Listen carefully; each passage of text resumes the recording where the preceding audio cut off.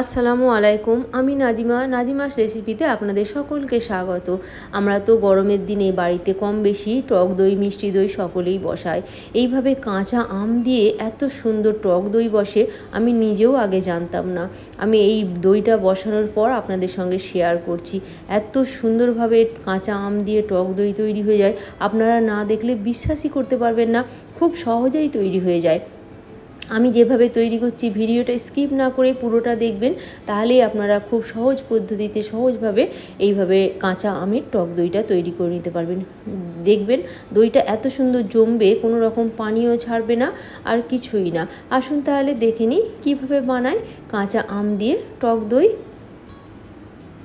প্রথমে আমি নিয়েছি এখানে একটা 250 গ্রাম কাঁচা আম, আর নিয়েছি 500 গ্রামের দুটো দুধের প্যাকেট। আপনারা চাইলে গরুর দুধটাও নিতে পারেন বা পাউডার দুধও গুলে নিতে পারেন, তাতেও হবে। আমি এই দুধগুলো দিয়ে আর আমটা দিয়ে আজকে দইটা বসাবো। আমটা কেটে নিয়েছি, নিয়ে প্রথমেই একটা প্রেসার কুকারের মধ্যে নিয়ে নিচ্ছি। নিয়ে খুব সামান্য পানি দেব, দিয়ে প্রেসার কুকারে 2টো সিটি দিয়ে নেব। দিয়ে আমটা একদম নরম করে নেব। যতক্ষণ সিটিটা হচ্ছে ততক্ষণ আমি দুধটা নিয়ে নিচ্ছি কড়ার মধ্যে, নিয়ে দুধটা ফুটিয়ে নেব। আমি দুধটা প্রায় 6-7 মিনিট ফুটিয়ে নেব। আপনারা চাইলে এর মধ্যে পাউডার দুধ দিয়ে দুধটা ঘন করে নিতে পারেন, তাহলে আর অতক্ষণ ফোটাতে লাগবে না, খুব কম সময়ে হয়ে যাবে। দুধটা যত বেশি ঘন হবে দইটা তত ভালো জমবে। আর দইয়ের যে বীজ, সেই বীজটা কিন্তু বসানোর জন্য ওইটা থেকে একদম পানিটা ঝরিয়ে নিতে হবে, তাহলেই কিন্তু দই পারফেক্ট জমে। দেখুন দুধটা ফুটে গেছে, আমি আরও 5-6 মিনিট এইভাবে ফুটিয়ে নেব, নিয়ে দুধটা একদম ঘন করে নেব।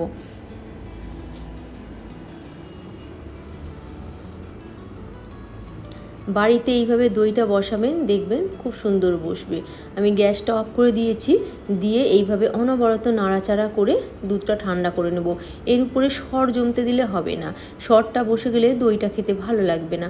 তাই এরকম সবসময় নাড়াচাড়া করতে হবে, করে ঠান্ডা করে নিতে হবে। এদিকে প্রেসার কুকারের সিটিটাও বেরিয়ে গেছে হাওয়া। দেখুন আমটা একেবারে সিদ্ধ হয়ে গেছে। এখন এই আমটা আমি একটা স্ট্রেনারের মধ্যে নিয়ে নেব, নিয়ে আমি আমটা পাল্পটা নিয়ে নেব।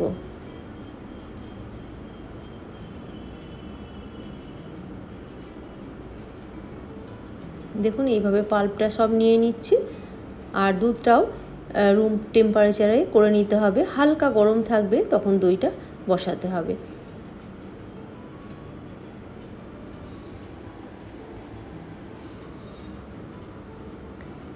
দেখুন পাল্পটা নিয়ে নিয়েছি।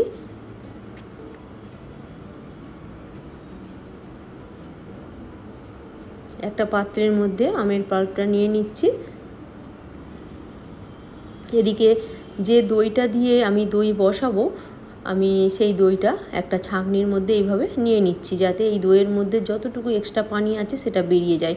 তবে অবশ্যই এটা বাড়িতে বসানো দই, তাই এর মধ্যে পানিটা খুব কমই আছে, যেহেতু আমি দুধটা খুব ঘন করে জাল করে দইটা বসিয়েছিলাম। দেখুন তাই পানিটা বেশি বেরোয়নি। আমি 1 কিলো দুধের জন্য 4 টেবিল চামচ মতো দই নিয়েছি। দেখুন দই থেকে পানিটা ঝরে যাওয়ার পর ওই দইটা দিয়ে দিলাম আমের পাল্পের মধ্যে, দিয়ে খুব ভালো করে মিশিয়ে নেব। এইভাবে ভালো করে মিশিয়ে নিতে হবে। দেখুন একদম স্মুথ করে মিশিয়ে নিয়েছি।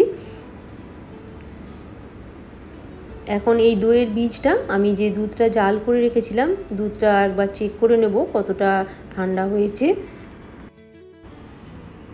দেখুন দুধটা এইভাবে একটু নাড়াচাড়া করে তারপরে ঠান্ডা করে নিয়েছি।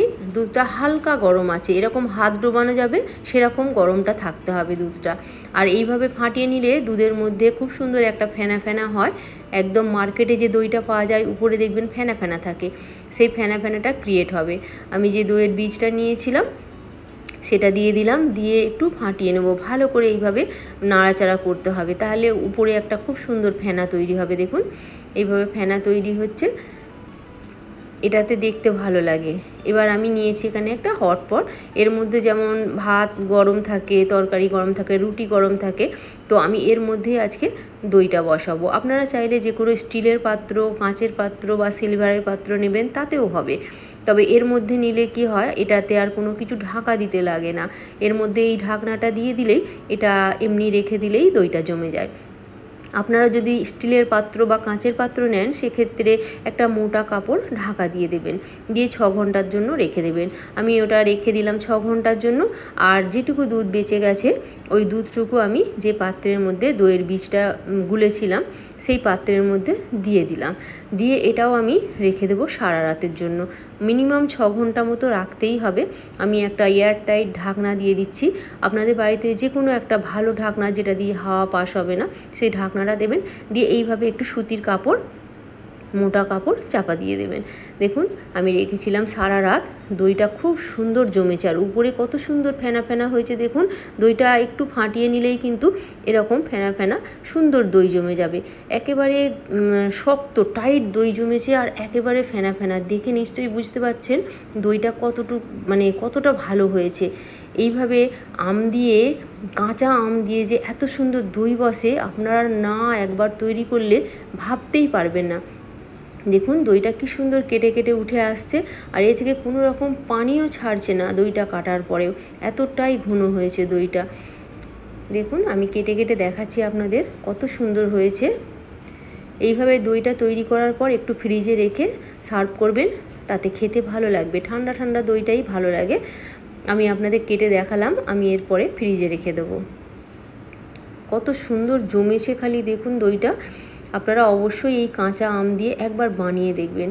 আমি এটাও একটু দেখাচ্ছি আপনাদের কতটা পারফেক্ট হয়েছে। দেখুন বাটিটা এইভাবে কাত করছি, তাতেও কিন্তু কোনো রকম সরছে না, দইটা এত সুন্দর বসেছে। এটাও একটু কেটে আপনাদের দেখাচ্ছি। আমার এই রেসিপিটা যদি ভালো লাগে প্লিজ একটা লাইক করবেন। যদি সাবস্ক্রাইব না করা থাকে সাবস্ক্রাইব করবেন, পাশে থাকা বেল বাটনটা ক্লিক করে দেবেন। তাহলে আমি যখনই নতুন কোনো রেসিপি দেব, সবার প্রথমে আপনার কাছে পৌঁছে যাবে। দেখুন অবশ্যই একবার এই গরমে কাঁচা আম দিয়ে এই দইটা ট্রাই করে দেখবেন, তাহলেই বুঝতে পারবেন কত সহজে তৈরি হয়ে গেল। আবার অন্য কোনো দিন অন্য কোনো রেসিপি নিয়ে হাজির হব। সকলে সুস্থ থাকুন, ভালো থাকুন।